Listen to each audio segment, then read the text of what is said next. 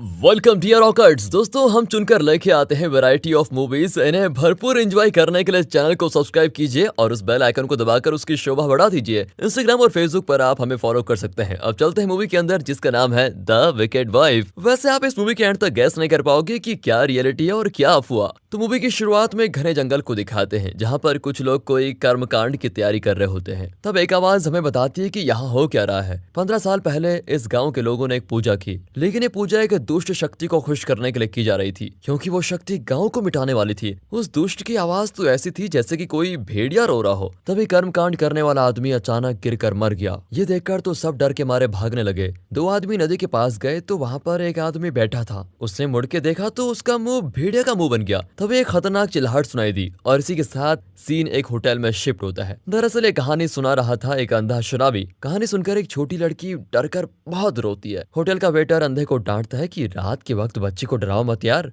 लेकिन अंधा कहता है ये कहानी नहीं, सच है। ये होटल वैसे एक झील के पास है और झील के उस तरफ एक गांव होता है। बाहर घनघोर बारिश हो रही होती है। एक ड्रामा ट्रूप के लोग बारिश की वजह से यहाँ पर रुक गए हैं। इनके अलावा एक औरत अपनी बेटी के साथ यहाँ पर बैठी है। अंधा आदमी अपनी कहानी को सच साबित करना चाहता है। तभी कुछ पुलिस वाले होटल के अंदर आते हैं। उन्होंने इस जंगल में छुपे हुए एक खतरनाक खूनी को अरेस्ट कर लिया है और जब तक पुलिस इस कैदी को होटल में रखेगी तब तक यहाँ से कोई बाहर नहीं जाएगा। तब होटल का एक आदमी दूसरे को बताता है कि इसका नाम ली है। मैंने सुना है ये एक हंटर है और जादू टोना भी करता है, बच्चों को तो जिंदा चबा जाता है। और तब ली उस बच्ची को देखता है तो वो बहुत डरी हुई होती है। इंस्पेक्टर और एसआई को छोड़कर बाकी पुलिस वाले सिक्योरिटी के लिए बाहर खड़े हो जाते हैं। इंस्पेक्टर सभी को डरा देता है कि खूनी की मदद करने की कोशिश की तो सभी को उड़ा दूंगा। सभी घबरा जाते हैं कि बारिश से बचकर इस खड़ूस इंस्पेक्टर के पास कहां फंस गए। दूसरी ओर अंधा फिर से भूत है की रट लगाए रहता है। तभी ड्रामा ट्रूप का आदमी कहता है कि हम गांव में नाटक करने आए हैं। दूसरा आदमी उस औरत से पूछता है कि क्या आप भी उसी गांव की हैं? अरे उस गांव का नाम मत लो, बहुत खतरनाक जगह है। इस तरह अंधा फिर से रट लगाता है। तब ड्रामा ट्रूप वाला कहता है कि अंधे आदमी की बात कुछ हद तक सच है। वहाँ कोई आदमी भेड़िया नहीं बना, लेकिन वहाँ चैंग नाम का आदमी रहता था और उसने एक चुड़ैल से शादी की थी। यहीं पर मूवी का टाइटल द विकेड वाइफ डाल के कहानी आगे बढ़ती है। अब ड्रामा ट्रूप वाले की कहानी के अनुसार 15 साल पहले के बाद दिखाई जाती है। यह है चैंग। यह घर की चीजें बेचकर जुआ खेलता है और कई बार हार भी जाता है। उस एरिया का डॉन जिसने उसे बहुत पैसे उधार दिए थे, वो उसकी अब जान लेने पे उतर आता है। फिर अपनी जान को बचाने के लिए चैंग कहता है प्लीज मुझे छोड़ दो, 2 दिन में आपके पैसे दे दूंगा। डॉन हंसकर कहता है कि पैसे नहीं आए तो तुम्हारी सारी उंगलियां काट दूंगा। तभी हुआन नाम का एक आदमी वहां पर आता है। डॉन का असिस्टेंट बताता है कि हुआन ने अपना उधार चुका लिया है और आजकल वो जरा माला माल हो गया। ये सुनकर चैंग हैरान हो जाता है कि ये भी मेरी तरह कंगाल था, अचानक पैसे कहां से आ गए इस पर। उस रात चैंग हुआन को फॉलो करता है। हुआन जंगल के बीच एक गड्ढा खोदकर कुछ निकालता है। ठीक टाइम पर चैंग वहां जाकर कहता है अच्छा बच्चू, कब्र के अंदर से पड़ी लाश से गहने निकाल रहा है। तूने तो अपना उधार ऐसे ही चुकाया, मैं अभी जाकर सबको बताता हूँ। हुआन कहता है कि अरे ऐसा मत करो यार, अगर तू चुप रहा तो मैं तेरा उधार चुका दूंगा और तुझे अपना पार्टनर बना लूंगा। अब वो चैंग को एक बड़ा गड्ढा खोदने को कहता है, लेकिन गड्ढा खोदते खोदते वे एक गुफा में पहुंचते हैं। चैंग चौंक जाता है, लेकिन हुआन इस जगह को बहुत अच्छी तरह जानता है। अंदर पूरी जमीन चिकनी जड़ों से भरी होती है और उन जड़ों के बीच में जमीन से एक भेड़िया का सर निकल रहा होता है। भेड़िया घुर्रा रहा होता है। अब इसको देखकर तो चैंग की हालत खराब हो जाती है। हुआन कहता है कि एक शराबी मांत्रिक इसके बारे में बात कर रहा था और मैंने उसकी बातें सुन ली, यहाँ हमको सोना मिलेगा। भेड़िए के सर के पास एक ऊंची जगह होती है जिस पर दोनों खड़े होते हैं। हुआन एक सुअर की टांग लाया था जिसे उसने एक चेन से बांध कर रखा था। भेड़िया मांस को स्मेल करके अपना मुंह खोलता है तो हुआन सुअर की टांग उसके मुंह में डाल देता है और वो चेन के साथ ही उसको निगलने लगता है। हुआन चेन खींचता है, लेकिन भेड़िए ने चेन को तो दांतों की तरह दबा दिया है। अब चैंग भेड़िए के मुंह में जलती भी मशाल दबाता है। फिर जलन के मारे भेड़िया अपना मुंह खोलता है। हुआन चैन खींचता है और सुअर की टांग बाहर निकल जाती है, लेकिन उसे एक लिक्विड में लपेटा होता है जो सोने की तरह दिखता है। हुआन उसे उठाकर भागता है और चैंग भी उसके पीछे पीछे, लेकिन अब गुफा में जल रही मशाल हरे रंग की हो जाती है। हुआन कहता है कि आंखें बंद कर लो। चैंग का तो सर चकरा जाता है कि यहाँ पर हो क्या रहा है और ये गधा क्या कर रहा है। इस गुफा से बाहर जाने तक आंख मत खोलना वरना वो पकड़ लेगी। ये कहकर हुआन बहुत तेज भागता है, पर चैंग पूछता है अबे कौन पकड़ लेगी। तभी उसको फील होता है कि उसके पीछे कोई है। वो मुड़कर उसे टच करता है तो एक लड़की की कमर होती है। अब अपना हीरो आंख खोल देता है। उसके सामने एक खूबसूरत लड़की खड़ी होती है, पर थोड़ी देर में उसका चेहरा बदलता है और वो भेड़नी बन जाती है।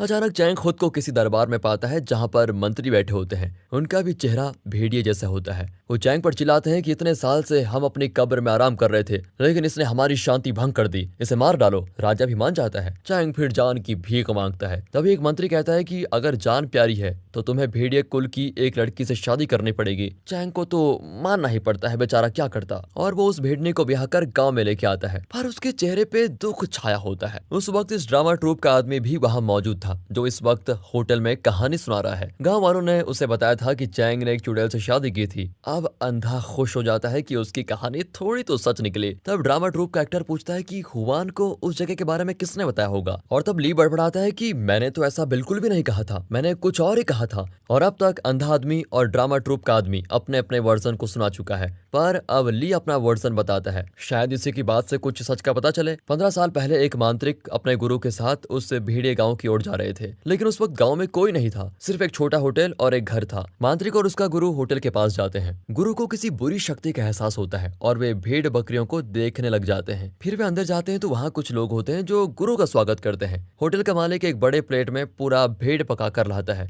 ये और कोई नहीं, चैंग है। उसका चेहरा एक नॉर्मल इंसान जैसा नहीं होता, एकदम पीला पड़ा होता है। तभी एक बुजुर्ग कहता है कि हम इतने बड़े भेड़ के पैसे नहीं दे पाएंगे। चैंग कहता है कि आप सिर्फ इसे पकाने का दाम दीजिए, मुझे और कुछ नहीं चाहिए। ये सुनकर सभी बड़े खुश होते हैं। चैंग उनको एक खास तरह का दूध भी सर्व करता है। तब गुरु पूछते हैं कि गांव वाले कहाँ गए। चैंग बताता है कि एक बुरी बीमारी फैली है और सभी दूर दराज के गांव में जाकर बस गए, लेकिन मैं, मेरी पत्नी और मेरा बेटा यहीं रुक गए हैं, क्योंकि हमारा कोई नहीं है। अब सभी जी भर के खाते हैं, लेकिन गुरु खाने को हाथ नहीं लगाते और ना ही मांत्रिक को खाने देते हैं। दोनों उठकर बाहर चले जाते हैं। मांत्रिक पूछता है कि गुरुजी, मुझे बहुत भूख लगी है और आप मुझे खाना खाने क्यों नहीं दे रहे हैं। गुरु कहते हैं कि तुम अपना मांत्रिक कवच पहनकर देखो, सब कुछ पता चल जाएगा। मांत्रिक खिड़की से होटल के अंदर देखता है, सब नॉर्मल लगता है, लेकिन जैसे ही वो कवच पहनकर देखता है तो उसके हाथ पैर ठंडे पड़ जाते हैं। दरअसल वे जो खा रहे हैं वे भेड़ नहीं बल्कि इंसान का मांस है। फिर वे बाहर बंधे हुए भेड़ बकरियों को देखता है, लेकिन वे भेड़ बकरियां नहीं बल्कि इंसान है जिन्हें बांध कर रखा हुआ है। गांव वाले इस जगह को छोड़कर नहीं गए, बल्कि उन्हें भेड़ों की तरह यहाँ बांध कर रखा गया है। गुरु कहते हैं कि यहाँ पर एक दुष्ट शक्ति है और हमें गाँव वालों को उससे बचाना है। वो कुछ मंत्र पढ़कर मांत्रिक को एक तलवार देते हैं। ऐसे खतरनाक डिमंस ज्यादा से ज्यादा इंसानों के हृदय को खाते हैं, जिससे उनकी शक्ति बहुत ज्यादा बढ़ जाती है। आज हमें वैसे ही एक डेमन से लड़ना होगा। तब किसी की आहट होती है और मांत्रिक झट से तलवार उठाकर उस पर वार करने जाता है, लेकिन उसको देखकर रुक जाता है। दरअसल ये एक पुलिस ऑफिसर है जो होटल में खाना खा रहा था। गुरु बताते हैं कि इस ऑफिसर ने होटल का स्पेशल दूध नहीं पिया होगा। पुलिस ऑफिसर चौंक जाता है कि आपको कैसे पता चला। वे उसे कवच पहनाकर होटल में हो रही सच्चाई दिखाते हैं। जो मामूली आंखों को तो भेड़ दिखते हैं, लेकिन असल में वे इंसान हैं जिन्हें चैंग खींच कर लेके जा रहा है। मतलब जिन लोगों ने मांस खाकर चैंग का दिया हुआ दूध पिया वे सब मर गए हैं। जब पुलिस ऑफिसर को पता चलता है कि उसने नर मांस खाया है तो वो वॉमिट करता है। गुरु बताते हैं कि चैंग सिर्फ उस डेमन का गुलाम है, हमें असली डेमन का पता लगाना होगा। फिर वे उस घर में हर तरफ ढूंढने लगते हैं और बेसमेंट में पहुंच जाते हैं। वहाँ चैंग का बेटा खड़ा दिखाई देता है। वो कोई मंत्र कहकर एक खतरनाक धुआं छोड़ता है, लेकिन गुरु अपनी मांत्रिक शक्ति से उसका मुकाबला खूब करता है। अब वो लड़का एक पुतला बन जाता है। उसे पार करके वे आगे बढ़ते हैं तो उस कमरे में हर तरफ खून, नर मांस सब कुछ पड़ा होता है। एक कोने में तो चैंग कोई मंत्र जाप कर रहा है। पुलिस ऑफिसर चिल्लाता है कि तुमने गांव वालों को मार डाला, मैं तुम्हें अरेस्ट कर रहा हूँ। अचानक चैंग औरत की आवाज में बात करता है। गुरु समझ जाते हैं कि वो डीमन और कहीं नहीं चैंग के अंदर है, पर पुलिस ऑफिसर झट से उसके माथे पर शूट कर देता है और कहता है कि पुलिस वाले डीमन से भी नहीं डरते। पर तभी चैंग उठकर उसके माथे पर चाकू घुसा देता है और काले रंग का वोमिट करता है। उसमें से एक रूप निकलता है। गुरु यहाँ जान चुके हैं कि यही डीमन है और वो उससे लड़ने लग जाते हैं, लेकिन मांत्रिक लड़ नहीं पाता। गुरु उसे बचाने के लिए उसे बाहर फेंक देते हैं। अब अंदर डीमन और गुरु के बीच घमासान लड़ाई होती है। कुछ देर के बाद एक ब्लास्ट की तरह आवाज आती है और गुरु बहुत बुरी हालत में बाहर आकर गिरते हैं। मांत्रिक अपने गुरु की हालत देखकर तड़प उठता है। गुरु कहते हैं कि उस डीमन के 5 स्किन्स हैं और मैं उनमें से 3 को पूरी तरह डैमेज कर पाया हूँ। हर स्किन को ठीक होने में 5 साल लग जाएंगे। फिलहाल तो डीमन बच के भाग गया, लेकिन 15 साल बाद वो फिर आएगा और उस वक्त तुम्हें उसके साथ लड़ना होगा। इसीलिए मेरे बताए हुए मंत्र और कर्मकांड का अच्छे से अभ्यास कर लेना। ये कहकर गुरु मांत्रिक की गोद में ही दम तोड़ देते हैं। ये मांत्रिक और कोई नहीं, यहाँ बैठा हुआ कैदी ली है जो इस वक्त कहानी सुना रहा है। वो चिल्लाता है कि 15 साल से मैं आज का इंतजार कर रहा हूँ। आज ही वो भेड़नी डीमन वापस आने वाली है। इंस्पेक्टर पूछता है कि हम तुम्हारी बात पर पर विश्वास क्यों करे। वो बताता है कि जब वो आएगी तो सिर्फ मैं उससे लड़ पाऊंगा। अचानक बिजली गिरती है और भेड़ियों के रोने जैसी आवाज आती है और एक मंत्र जाप सुनाई देता है। वहाँ एक स्टैचू होता है और उसी में से आवाज आती है। जो लोग इनकी बातों को कहानी समझकर सुन रहे थे वे सभी घबराने लग जाते हैं। ली कहता है कि मेरी हथकड़ियां खोल दो, मुझे उससे लड़ना है। इंस्पेक्टर को अब ली पर विश्वास होने लगता है और वो हथकड़ी खोलने लग जाता है, लेकिन वहाँ बैठी औरत चिल्लाती है कि मत खोलो, वो झूठ बोल रहा है। ली कहता है कि इसकी बात मत सुनिए, यही है वो डीमन, यही है वो भेड़नी। अब पुलिस वाले उस औरत पर गन तान देते हैं तो वो औरत अपनी कहानी बताती है। हमारे गांव में अकाल पड़ा हुआ था, हर तरफ भूखमरी थी, ना अनाज ना पानी, कुछ भी नहीं था। तभी गांव के बड़ों ने कुछ मांत्रिकों को बुलाकर कर्मकांड करवाए ताकि गांव में खुशहाली आ जाए। उनमें से एक था ये ली। जिस चैंग की ये बात कर रहा है वो ना तो गरीब था और ना जुआरी, वो तो एक बहुत ही धनी आदमी था। उसने गांव वालों की बहुत मदद की, उसने मेरी भी बहुत मदद की थी। चैंग सभी को अनाज बांट रहा था और तब हुआन रोने लगा कि मेरी माँ बहुत बीमार है, मुझे पैसे चाहिए। पर चैंग के छोटे भाई ने मना कर दिया कि भैया इसे खाना दे दो लेकिन पैसे मत देना, ये एक नंबर का जुआरी है। पर चैंग एक दरिया दिल आदमी था, उसे लगा कि माँ के नाम पे कोई झूठ क्यों बोलेगा, इसीलिए उसने हुआन को पैसे दे दिए। और ली ही वो मांत्रिक है जिसने चैंग का खून किया। अब ये लोग बहुत ही कंफ्यूज हैं कि किसकी बात सच है और किसकी झूठ। तभी किसी की रोने की आवाज आती है और मंत्र जैसा कोई गाना सुनाई देता है। इंस्पेक्टर बाहर खड़े अपने आदमियों से पूछता है क्या तुम में से किसी ने गाना गाया। वे सभी ना में जवाब देते हैं। अब इंस्पेक्टर उस औरत से पूछता है क्या तुम ही वो भेड़नी डीमन हो। नहीं, मैं डीमन नहीं हूँ, प्लीज मुझे कुछ मत कीजिए और प्लीज उसका हाथ मत खोलना। तभी कांस्टेबल उसे हथकड़ी पहनाने जाता है, लेकिन उसके पास जाते ही अचानक उसे दौरा पड़ता है और उसकी बुरी हालत हो जाती है। मांत्रिक चिल्लाता है कि ये डीमन सबकी जान लेकर रहेगी, पर वो औरत रोती है कि मैं डीमन नहीं हूँ। इसी बीच इंस्पेक्टर ली की चैन खोल देता है और फिर गन निकालकर सभी पुलिस वालों को शूट करने लगता है। वो कांस्टेबल जिसे दौरा पड़ा था अब वो भी उठकर अपने साथियों को शूट करने लगता है। बाकी लोग तो चौंक कर उसे देखते रह जाते हैं। इस मोमेंट पर इंस्पेक्टर और ली मिलकर एसआई को डांटते हैं कि तुम्हें हमारा प्लान मान लेना चाहिए था। ये कहकर अब इंस्पेक्टर उस खतरनाक ट्विस्ट को रिवील करता है। कट करके फ्लैशबैक में दिखाते हैं कि इंस्पेक्टर और एसआई ली को पकड़कर लेके जा रहे थे तो वो एसआई को एक डील ऑफर करता है कि मुझे छोड़ दो, मैं तुम सबको मुंह मांगी रकम दूंगा। लेकिन एसआई भड़क जाता है क्योंकि ली ने जिन लोगों का खून किया था उनमें एसआई का परिवार भी था। पर इतने में इंस्पेक्टर आकर एसआई को दूर भेज देता है और खुद ली के साथ एक डील करता है। तुम हम सबको जितने पैसे देना चाहते हो वो पूरी रकम तुम मुझे दे दो, मैं तुम्हें आजाद कर दूंगा। इस प्लान के साथ ही वो ली को होटल लेके आया था। ली, इंस्पेक्टर और कांस्टेबल जिसने दौरा पड़ने की एक्टिंग की थी ये तीनों मिले हुए थे और तीनों मिलकर होटल में रुके हुए सभी लोगों को मार डालते हैं। वे ड्रामा ट्रूप के लोग और उस औरत को भी खत्म कर देते हैं। सिर्फ अंधे आदमी और छोटी लड़की को नहीं मारते। अब ली अंधे आदमी के कान में कहता है कि वो भेड़नी डीमन आई और उसने सभी का खात्मा कर डाला। वो आदमी फिर वही घिसा पिटा टेप चला देता है कि मैंने तो सबको वार्न किया था पर कोई सुने तब ना। और तब रिवील होता है कि यहाँ पर कोई भूत वूत या डीमन नहीं है, ये सब ली की फैलाई हुई अफवाहें हैं। फिर ली उस औरत के पास जाता है जो मौत से लड़ रही है। वो औरत याद करती है कि असल में क्या हुआ था। चैंग इस गांव के लोगों को अनाज वगैरह देकर उनकी बहुत मदद कर रहा था, जरूरत पड़ने पर पैसे भी देता था। पर ऐसे अच्छे आदमी का शुक्रगुजार होने के बजाय गांव वाले उसका फायदा उठाने लगे और एकदम आलसी बन गए। हुआ ने तो काम करना ही बंद कर दिया था और हमेशा जुआ खेलता था क्योंकि उसे अनाज पैसा वगैरह तो चैंग दे देता था। और यही है ली जो असल में जुआरी है और डॉन से इसी ने उधार लिया था। डॉन ली को धमकाता है कि 5 दिन के अंदर पैसे नहीं दिए तो मौत मिलेगी, मौत समझे। हुआ ली को सपोर्ट करने जाता है लेकिन डॉन उसे डांटता है कि तुम्हारे तो 3 दिन बचे हैं बेटा, तुमने पैसे नहीं लौटाए तो तुम्हारा भी वही हाल होगा जो इसका होने वाला है। हुआ ली को आइडिया देता है कि अपने गांव में जब तक वो बेवकूफ चैंग है तब तक फिक्र करने की जरूरत है नहीं, चलो कोई बहाना करके उससे पैसे ले आते हैं। इस प्लान के साथ दोनों चैंग के घर जाते हैं लेकिन वहाँ चैंग नहीं होता, उसका भाई होता है। वो खूब जानता है कि ये लोग चैंग की रहमदिली का फायदा उठा रहे हैं। गाँव वालों को अब चैंग और उसके परिवार से बहुत चिढ़न होने लग जाती है। उस रात तो गाँव वाले तरह तरह की बातें फैलाने लगते हैं। चैंग के पास इतना पैसा कहाँ से आया और जब चैंग देने को तैयार है तो उसका भाई इतना उछल कूद क्यों कर रहा है। तुमने कभी उसकी पत्नी को देखा है क्या? उसके आने के बाद ही चैंग इतना धनवान बन गया। सुना है उसकी पत्नी बहुत सुंदर है लेकिन किसी ने उसको देखा नहीं। ये सब सुन के हुआन और ली मिलकर एक प्लान बनाते हैं और अगले दिन बेहोशी की दवा खरीदते हैं। फिर वे चैंग के घर पर काम करने वाली लड़की के पास जाकर कहते हैं तुम इसे चैंग की पत्नी और बेटे के खाने में मिला देना।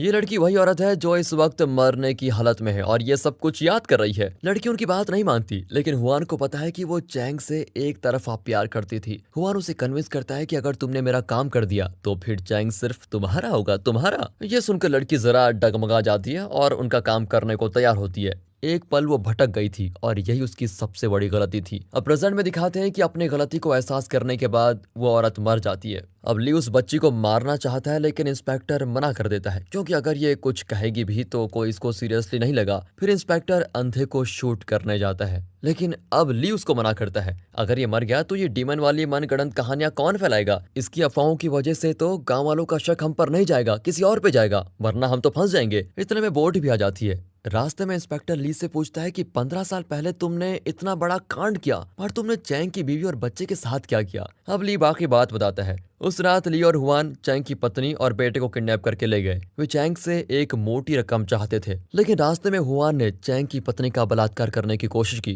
पर ऐन वक्त पर उसे होश आ गया और वो हुआन को धक्का देकर अपने बेटे को लेकर भागने लगी। हुआन ने जंगली कुत्ते की तरह उसका पीछा किया। यहाँ चैंग को पता चला कि उसकी पत्नी और बेटा गायब है। उसे लगा कि शिकारियों का गैंग उन्हें उठाकर ले गया होगा। वो घर घर जाकर विनती करता है कि कोई मेरे साथ चलो और मेरे परिवार को बचाने में मेरी मदद करो, पर एक भी गांव वाला उसके साथ नहीं आता। चैंग का भाई कहता है कि इन बुज़दिल लोगों से भीख क्यों मांग रहे हो, चलो हम खुद ही ढूंढ लेंगे। लेकिन 4-5 अच्छे दिल वाले लोग उनका साथ दे देते हैं। जंगल में वे अलग अलग दिशाओं में ढूंढने लग जाते हैं। यहाँ चैंग की पत्नी और बेटा भागते हुए गिर जाते हैं। अब हुआन उसका गला पकड़ लेता है। ली बहुत चिल्लाता है कि उसे मत मारो, हमें सिर्फ पैसों से मतलब है। चैंग की पत्नी चिल्लाती है और उसकी आवाज चैंग के भाई को सुनाई देती है। फिर वो आकर हुआन को पीटने लगता है, पर हुआन और ली मिलकर उसे ही पीट देते हैं। लेकिन इसी बीच चैंग की पत्नी मर जाती है। इनकी लड़ाई के बीच जंगल में पूजा हो रही होती है और यही मूवी की शुरुआत में दिखाया गया था। अब पूजा करने वाले लोग भेड़िया जैसी आवाज को सुनकर इधर उधर भागते हैं। उनमें से 2 आदमी ली और हुआन को चैंग की पत्नी का खून करते हुए और चैंग के भाई को मारते हुए देख लेते हैं। वे डर कर वहीं खड़े हो जाते हैं। तब हंटर्स का ग्रुप आता है। उनका सरदार हुआन के सर पर गन रख देता है,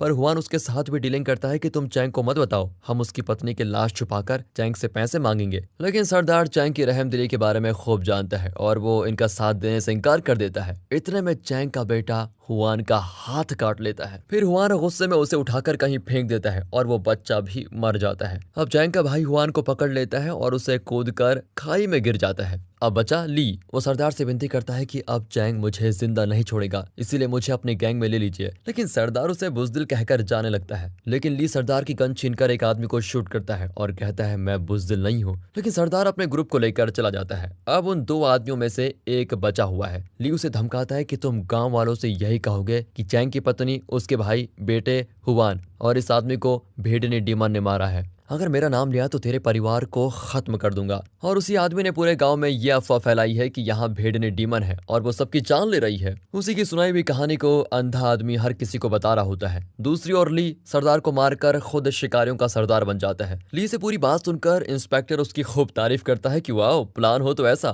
पर ली कहता है कि मेरा प्लान तो फिर भी फ्लॉप हो सकता था, लेकिन आपके इस कांस्टेबल ने बाहर से जो भेड़िया की आवाज निकाली थी और डरावना गाना गाया था, उसकी तो भाई दाद देनी पड़ेगी। पर कांस्टेबल कहता है कि मैंने तो ऐसा कुछ भी नहीं किया। अब ली और इंस्पेक्टर एकदम शॉक होते हैं और तभी वही गाना सुनाई देता है और वो भी इसी बोर्ड से आ रहा है। वे मुड़कर माझी को देखते हैं तो वह अपनी टोपी हटाता है। ये है चैंग का भाई जो मरा नहीं। वो 15 साल से ली को ढूंढ रहा था और आज वो उसके हाथ लग गया। इंस्पेक्टर और कांस्टेबल ने ली को बचाया था, इसीलिए अब वो इन तीनों को खत्म करना चाहता है। होटल के बाहर भी यही डरावना गाना गा रहा था। उसने बोट में डायनामाइट सेट करके रखा था और इस वक्त उसे ब्लास्ट करवा देता है। बोट के सभी लोग मारे जाते हैं। अगले सीन में चैंग का भाई अपने गाँव में होता है। गाँव वाले मिलजुल कर रहते हैं और सभी बड़े खुश हैं। तभी उसको एक लड़की पकड़कर खींचती है। उसका भाई चैंग और उसकी पत्नी इन्हें देखकर स्माइल करते हैं। दरअसल ये सभी स्वर्ग में हैं और बहुत ही खुश हैं। और इसी के साथ ये मूवी यहाँ पर खत्म होती है। कहानी में सबसे इंपॉर्टेंट बात यह है कि छोटी से छोटी अफवाह बड़ी खतरनाक रूप ले सकती है। जैसा कि इस कहानी में किसी ने अंधे आदमी को भेड़नी और डीमन के बारे में बताया। दूसरी ओर जब ड्रामा ट्रूप वाला आदमी गाँव में आया था तो चैंग अपनी पत्नी और बेटे का अंतिम संस्कार करके आ रहा था, लेकिन किसी ने ड्रामा ट्रूप वाले को बताया कि उसने एक भेड़नी से शादी की। ली तो अपने हिस्से की अफवाह फैला ही रहा था। इस तरह हर कोई अपने मन से कोई कहानी बनाकर उसको सच से प्रकट करता है। इनकी अफवाह तो इतनी स्ट्रॉन्ग थी कि सच तो गुम हो गया। तो दोस्तों कैसी लगी आपको ये मूवी? अगर वीडियो अच्छी लगी हो, स्टोरी अच्छी लगी हो, एक्सप्लेनेशन अच्छा लगा हो तो ज्यादा शेयर करें, वीडियो को लाइक कीजिए और चैनल को सब्सक्राइब। मिलते हैं अगली वीडियो में, तब तक के लिए गुड बाय। अपना ख्याल रखें and finally thanks for watching.